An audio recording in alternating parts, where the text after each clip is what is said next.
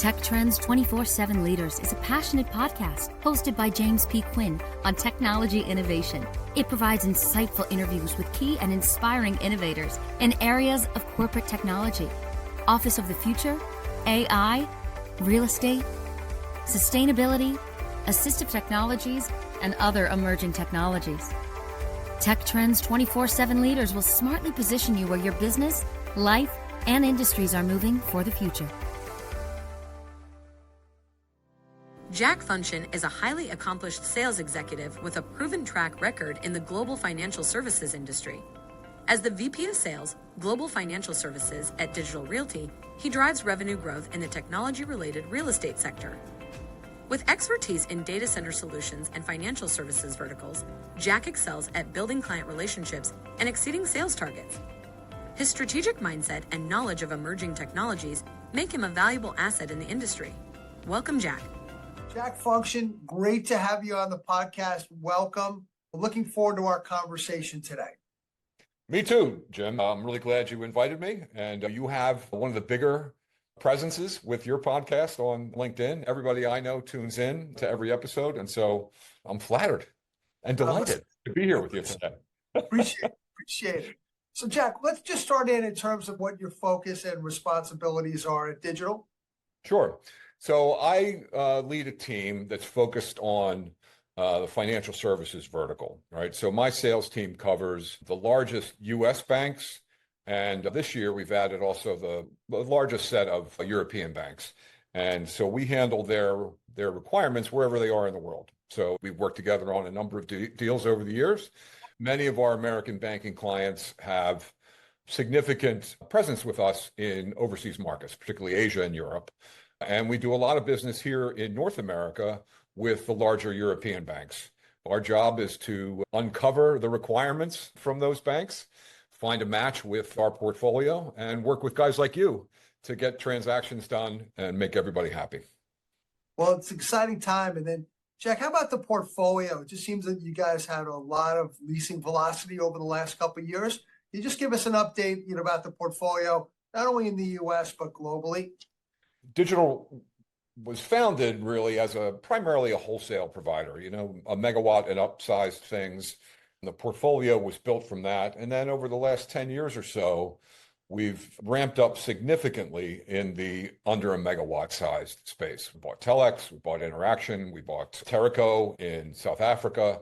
And so now we have a very significant business in the retail colocation space. And through those acquisitions, but primarily through organic growth, we now have a portfolio of several hundred buildings. We're in 54 cities around the world, all 6 continents, north of 2,000 megawatts of total capacity. And we've added a couple of new markets just in the last couple of years. So earlier this year, we opened our first data center in India, in Chennai. Later this year, or late 24, early 25, we'll be opening our first building in Mumbai. So we'll have a significant coverage in India. But we have the largest physical footprint in North America, in Europe, in Latin America, and in Africa. We're getting there in Asia. And we have a little over 5,000 customers today, north of 250,000 cross connects, tying all those things together. Several hundred carriers are our customers, and all of the major hyperscalers, the social media networks, the software as a service, the cloud providers, and now the AI companies are all significant customers of ours. And in the enterprise space, our largest vertical is financial services, right? So we have a long history of supporting banks, hedge funds, the exchanges around the world in all the key markets. The growth that I've seen at Digital from when I started more than 17 years ago has really been astounding, and it's been a great ride. Well, it seems like you have a very good vantage point on looking at what trends you're seeing in the market for colocation. What are you guys seeing in the market? A couple of things. One is the focus on AI right now is really the hottest story in the industry. And the implications of that for our business are we have to find a way to support the hardware that AI users, if they use hardware directly, that typically means significantly higher power densities and cooling requirements, or we have to provide the ability for them to connect to the hyperscalers, the cloud providers, the new AI as a service providers that are coming online. So it's either a customer of ours, a bank could gear for an AI project, and we need to help them find a way to get that into an existing data center and cool it, or we have to find a way to provide them with the high bandwidth and low latency connectivity they want to get to those services from service providers. So that's really the thing. And on the cooling side, we've done, because of the breadth of our portfolio, because of the breadth of the customers that we actually have a lot of experience already in delivering direct liquid cooling, in various enhanced air cooling things, including things like rear door heat exchangers, using a variety of different technologies. And so we've launched a product recently for high density colocation. In 130 or so of our data centers around the world, we can now support cabinet requirements of 35 to 70 to over 100 kilowatts per cabinet in our existing facilities. And then on the connectivity side, for AI projects where our customer is not going to buy the AI hardware, they need to get to the cloud providers, to the AI as a service providers. And the way that we can do that for them is with our service fabric offering, right? We have an open community of hundreds of data centers that are attached to our service fabric that allows customers to go and shop for services that are available from us, from other service providers, connect to our competitors' data centers, and provides a simple way for our customers to very flexibly and take down connectivity as they need it, to scale bandwidth up and down as they need it. And as I said, to go and to connect to any of the cloud on-ramps anywhere in the world, and to a large variety, several hundred already, of various service providers that provide that connection from their deployment with us in one of our data centers out to anywhere in the world over a single physical connection. So that's the AI sort of connectivity cooling story. The other thing that we're seeing is banks, including some of the ones that we've worked on together with, are a lot of them have older data centers that they built themselves, that they don't want to upgrade, they don't want to operate anymore, and that are in the wrong places, right? 25 years ago, banks built their own. And they generally built them in places that were either convenient for them, where they could get a tax break from a local government, near where the CEO lived. There was a lot of things went into those decisions, none of which are relevant today, right? The things that are relevant to them today are they want to be in a place where they can easily and quickly and at low latency connect to cloud providers, where there's a concentration of connectivity. And those things are not in the hinterlands where these data centers tended to be built 25 years ago. Those are in Chicago, they're in Ashburn, they're in Dallas, they're in Europe, they're in Frankfurt or in Amsterdam or Paris.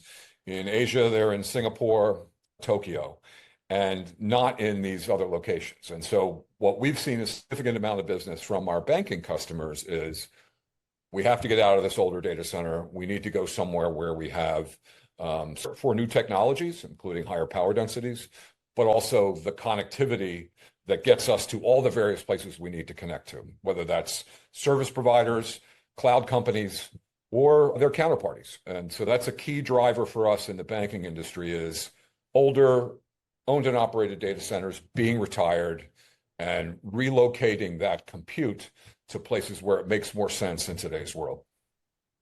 And you mentioned, Jack, AI, how in terms of AI growing requirements and the velocity of requirements that you see? It's absolutely insane, right? 10 years ago in this business, when the cloud providers really started to ramp up and we saw demand for data center space go from 1 or 2 megawatts at a time to dozens of megawatts at a time, the AI revolution, we're seeing requirements that come out of the service provider space at hundreds of megawatts at a time. And it's just really, really crazy right now. In our position as a very large provider with a global platform, with a lot of capacity to build, we have some supply in a market where demand is essentially infinite right now. As you guys pointed out in my favorite broker report I've ever seen, rates have gone up significantly because of this, because of the demand and supply imbalance that we currently have. But the amount of demand that's coming from the hyperscalers is nuts, right? We're building buildings now in Ashburn that are roughly 100 megawatts apiece, and we have significant demand from that sector of the business to take whole buildings or multiple of the buildings at once. In my world, in the financial services world, they're not buying that kind of capacity, but what they are looking for is the ability to support the high density cooling loads and the ability to connect to those service providers, those cloud providers in a high bandwidth, low latency way. And so the demand is just off the charts. And supply is, we could talk about the constraints on supply in various markets, make this a very good industry right now for those of us on this side of the table. Sure. Yeah, I think, Jack, you led right into my next question is, you guys are pretty supply constrained right now. Do you want to overview that as it relates to your portfolio? Yeah, I mean, we're building as fast as we can. The issue is in several key markets, there are power constraints.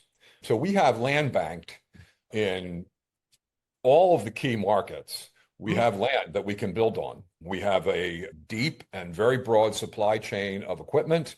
We spend more than anybody in the industry every year on construction of new facilities.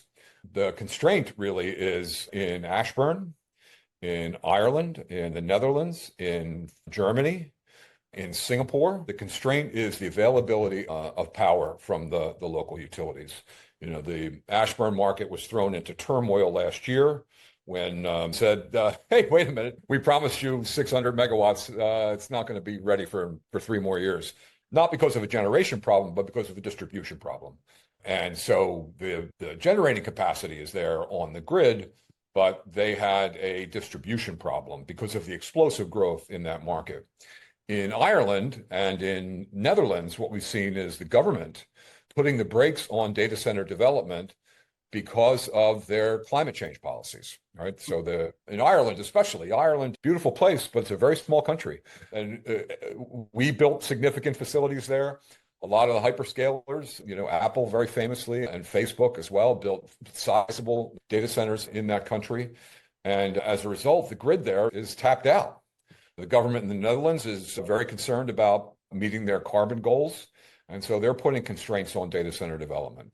In Germany, the constraint really comes from 2 things. One is the climate policies of the government, and the other is the significant problems they're having with generating capacity because of the war in Ukraine, right? Because of the gas imports from Russia. So those are really the constraints. We had a supply chain constraint very famously during the pandemic. Things that used to take weeks or months to get became a year or more. That, I think, has mostly worked itself out. And again, the advantage as a large player that we have is we're a significant customer for these people. We buy more generators than anybody. We buy more electrical switchgear than anyone in the industry. So our supply chain looks good, comparatively speaking. But really, the issue is no one can possibly build enough data center to meet the demand that's coming from AI. There's not the power capacity. You wouldn't be able to find enough plumbers and carpenters to build the stuff that these guys are calling for. So we're doing it as fast as we can. Again, a key advantage for us is a significant bank of land in those markets with power commitments. And we think that's going to be a huge advantage for us for several years to come. Yeah, Jack, you mentioned power. So it seemed that you guys have a whole team dedicated on power procurement globally. Is that because, like you said, it's great you have the land, but without the power, then you're looking at just land, right? Part of it is developing relationships with the local providers, and that differs not just country by country, but especially here in the US, state by state and, county by county sometimes. And so it's important to have the right relationship with the utilities, whether they're state-owned, whether it's a deregulated market. That's really a key, and to plan for the long term. And I think one of the advantages that we have, and several of our competitors do too, is you bring a credibility. You ask for 200 megawatts, they deliver it, and you're going to use it. A startup will have a tough time convincing a local utility that they want 500 megawatts and that they have the ability to build that demand and fill it, which is not a problem that Digital Realty and some of the other larger players have. The other thing is power procurement and providing our customers with pricing stability. I think our stated goal is we want to get price consistent. Like we want our prices to be consistent over time, the costs that we pass on to our customers. And that might not be the lowest number in any given month, but we smooth those things out to the extent that we can, right? Through long-term purchase agreements and through hedging activities. And so the idea is we're not going to get you the lowest price on any given day of the year, but we will give you a consistent price over the term of the contract. And then the final thing on power is sustainability, obviously, and that is the sourcing of renewable energy. Now, our goal is to, it would be nice to be able to get to a completely carbon-free energy posture everywhere we are in the world, but there just isn't enough of it. But in Europe, our entire portfolio is powered by renewable energy. We are the largest renewable purchaser in North America as well in this industry. And we're pursuing that everywhere that we can through a variety of methods, right? So power purchase agreements with wind and solar developers, working with utilities for it, and a whole bunch of other sustainability initiatives. But the key thing is finding, procuring, and delivering renewable energy wherever we can. In some markets, it's just not possible, right? In Singapore, there's not going to be, I don't know how they're going to get renewable energy in Singapore, right? The country's just not, they would have to cover the entire country with solar panels and windmills to power just what's there already, let alone what more could be built. Focus on sustainability is really driven. It's a corporate mandate as well as your customers are demanding it. Yeah, I mean, the data center industry as a whole is using a significant percentage of the total power generation in many countries that we operate in, including the US and several of the European countries. And so that gets a scrutinizing look by the government, by the regulators, by the activist organizations. And, we want to help. We have a set of goals of our own as responsible corporate citizens, and our customers do. And, what our goal is to deliver as much as we can on the sustainability front. And that means more than just, buying solar and wind power, right? That includes things like zero landfill construction methods, improving the efficiency of the cooling systems over time, including retrofitting some buildings at great expense to improve the cooling efficiency of those buildings. So all of those efforts together help us meet our goals and in the end, meet the goals of our customers. And our customers' goals are getting tougher and tougher every year, as you know, right? When you get a requirement from one of your clients, go find me a data center. First page on that questionnaire, Jim, as you know, every time is, how are you going to help us meet our sustainability goals? And we have to have a good answer for that, and we do. And we do. Well, Jack, this has been a very good discussion, very interesting topic. Before I let you go, I have two personal questions for you. Okay. One is that I know you're a big reader. How about a book recommendation? We're always looking for good book recommendations. So my book recommendation is from a couple years ago, and we've discussed this, Jim, because I told you, until you pick this book up and read it, we can't truly be friends. And that is The Boys in the Boat, the story of the U.S. Olympic rowing team from the 1930s. Just a phenomenal story. As a former college rower, it spoke to me. The movie is really well done, but there's a lot more to the story that couldn't fit in the movie. So I would highly recommend that to everyone. Great. We'll put that on the list. And then the last question, Jack, you're in front of a lot of major corporations globally. You have a big meeting. What's your go-to pump-up song to get you going?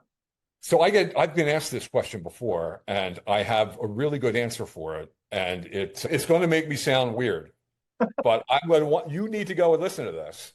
And it's called O Fortuna, and it's from a classical music piece called Carmina Burana.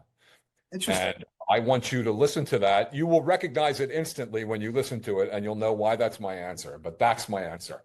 All right, I will definitely listen to it, Yeah. Jack. O Fortuna by Carl Orff. That's my answer. Well, as always, great conversation, Jack. Really happy to have you on the podcast today. We'll be in touch, and thank you for your time. My pleasure, Jim. And I promised your colleagues in London, David and Maddie, that I would give them a shout out. So here it is. Can't wait to see you guys in Cannes next week. Awesome. Thanks, Jack. Take care. We hope you enjoyed this episode of Tech Trends 24/7 Leaders.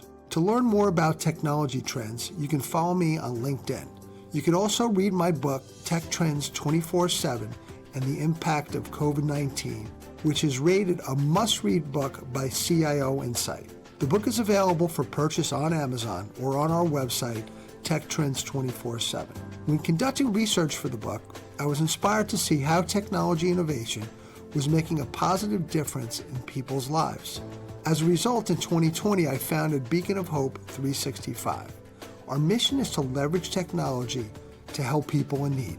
More information on the charity can be found on beaconofhope365.org. Thanks again for tuning into this episode, and a big thank you to my entire podcast team, Peyton Pellington, Sal Fortuna, and Carmela Patrone. See you on the next episode.